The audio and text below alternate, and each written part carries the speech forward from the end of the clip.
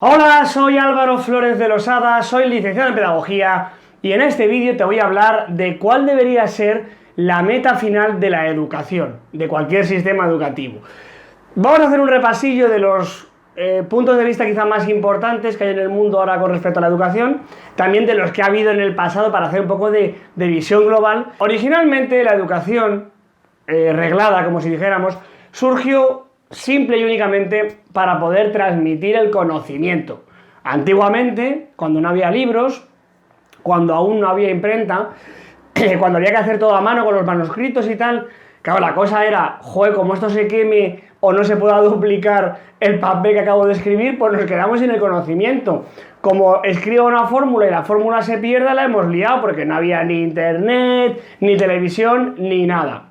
Así que el primer enfoque educativo que hubo en la historia fue no perder el conocimiento. Al principio la gente que sabía leer era el clero, era la gente religiosa, y transmitían el conocimiento de unos a otros e iban copiando los textos. Y ya con eso, pues ya se daban por contentos y ya estaban tranquilos ya para el resto de su vida. Pero claro, sociedad ha ido evolucionando y nos hemos dado cuenta de que esa meta es un poco como limitadilla, ¿no? Entonces, ahí surgen poco a poco las pedagogías modernas. La educación, yo creo que hoy en día casi todo el mundo está de acuerdo en que tiene que cubrir como ciertas áreas principales, ¿no? Pero claro, quizá la cuestión es más cuáles son las prioridades dentro de la consecución de esas metas. Las prioridades son muy importantes.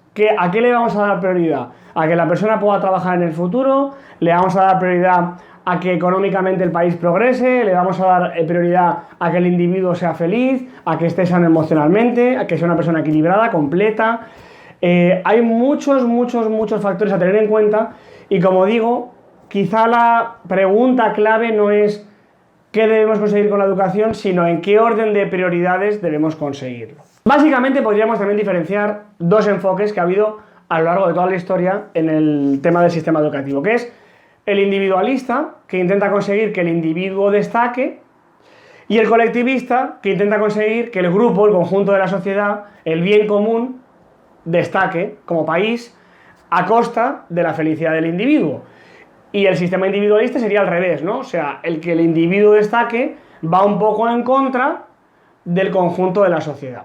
Estados Unidos sería el enfoque individualista por excelencia, hay mucha competitividad y se busca que los mejores sobresalgan, que vayan a las mejores universidades, que triunfen, que emprendan, que monten empresas, y es un enfoque bastante, por un lado capitalista, pero tampoco tanto, porque por ejemplo Japón sería el ejemplo quizá hoy en día uno de los más colectivistas y es un país muy capitalista también. Entonces tampoco está tan claro que siempre el individualista sea capitalista y que siempre el colectivista sea más como de izquierdas o más socialista. Hay veces que se mezcla. Los sistemas educativos suelen ser o individualistas o colectivistas. Y luego tenemos ejemplos como por ejemplo la educación finlandesa, que en Finlandia yo creo que tienen un muy buen equilibrio entre el enfoque individualista y el colectivista.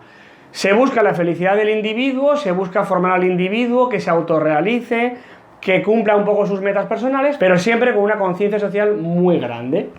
Así que bueno, uno de los fines de la educación podría ser, como digo, bajo el enfoque individualista, pues potenciar todo lo que hace destacar al individuo y sacar la mejor versión de sí misma, y el enfoque colectivista lo que busca es que el conjunto de la sociedad prospere a través de hacer énfasis en la importancia del grupo y las creencias comunes, incluso a costa de lo que uno individualmente puede pensar u opinar. Originalmente, los sistemas educativos, cuando se empezaron a implementar ya a nivel nacional, lo que buscaban era, con los obreros que empezaban a ir a las fábricas, tenían el problema los países de que sus hijos se quedaban sin nadie que les cuidara y entonces los niños estaban en la calle, era un desastre y además no se estaba formando correctamente a los niños para luego poder trabajar en el futuro de manera cualificada. Así que los países que estaban empezando a industrializarse, lo que pensaron es, oye, pues si creo unos colegios, unas instituciones donde puedo meter a los niños mientras los padres trabajan y encima les enseño alguna cosa que por lo que sea les pueda ser de utilidad para el día de mañana trabajar en las fábricas, pues oye, entonces estupendo. Así empezaron los primeros sistemas educativos, digamos, nacionales estandarizados. Se empezó a enseñar a leer y escribir, reglas básicas de matemáticas y en general todos los conocimientos básicos que se pensaba que podían necesitar en el trabajo en un futuro. Era un enfoque muy utilitario donde la utilidad del individuo dentro de un sistema económico era quizá la principal meta que tenía la educación en ese momento. Pero claro, hoy en día eso pues ya como que nos sabe a poco, ya no nos gusta que nos usen simplemente como mano de obra barata.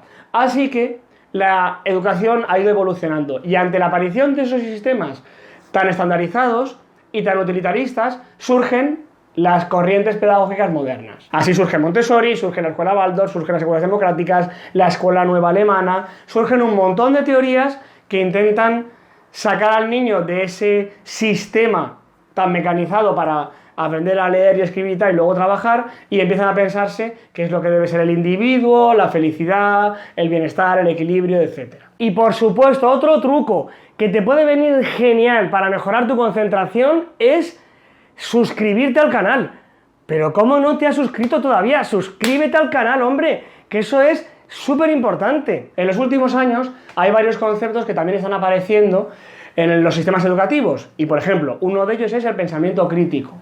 Se empieza a decir que quizá la variable más importante que debe conseguir la educación es conseguir que sus ciudadanos desarrollen lo que se llama un pensamiento crítico, es decir, que sean capaces de pensar por sí mismos, razonar por sí mismos, investigar bien todos los factores que pueden influir en un tema y sacar una conclusión formada teniendo en cuenta todos los puntos de vista, no dejarse llevar por lo que le dicen, sino aprender a parar y reflexionar ante las cosas, y que eso, a la larga, es lo que hace que sean buenos empleados capaces de solucionar problemas de forma creativa y autónoma.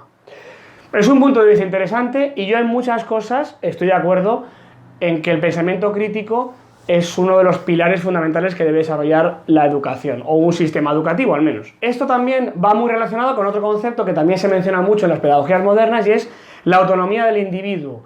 Que el individuo sea capaz de desenvolverse solo en el mundo sin necesidad o sin la ayuda de otras personas o de instituciones. Es decir, que sea capaz pues, de hacer todo autónomamente, y cuanto más autónomo sea el individuo, estos sistemas educativos que buscan la autonomía, pues consideran que más éxito se ha tenido en el proceso educativo. Hay una parte de esto que me gusta, ya dije en el vídeo de Finlandia que este es un factor fundamental en la educación finlandesa, es un factor también fundamental en la educación, por ejemplo, japonesa, que es una de las mejores del mundo, y en general casi todos los países empiezan a estar de acuerdo en que la autonomía individual es un factor importante, y es por eso que se inculca muchísimo en los colegios. Pero bueno, al margen de estos enfoques que son quizá más estatales o más generales, los principios pedagógicos de las pedagogías modernas lo que vienen a decir es que es más importante que el individuo sea feliz y equilibrado. ¿Por qué? Porque una persona feliz y equilibrada no va a ser violenta, a la larga va a ser más barato para el Estado porque nos va a ahorrar dinero en medicinas, nos va a ahorrar dinero en repetir cursos y pagar una y otra vez la matrícula del estudiante porque ese estudiante no es buen estudiante. Cuando tú sabes lo que quieres y eres feliz haciendo lo que quieres, estás más motivado, y eso desarrolla la motivación intrínseca, que ya vimos que es un factor determinante para el éxito académico y el pensamiento crítico. Entonces, si en vez de pensar en los resultados que queremos conseguir, intentamos trabajar desde lo que hace feliz al individuo, es como que todo se encaja mucho mejor, todo funciona mucho mejor, económicamente todo funciona mejor, el individuo o el niño o la niña acaba teniendo muchas más ganas de aprender, el proceso educativo es más barato porque no se repite curso una y otra vez, no se repiten asignaturas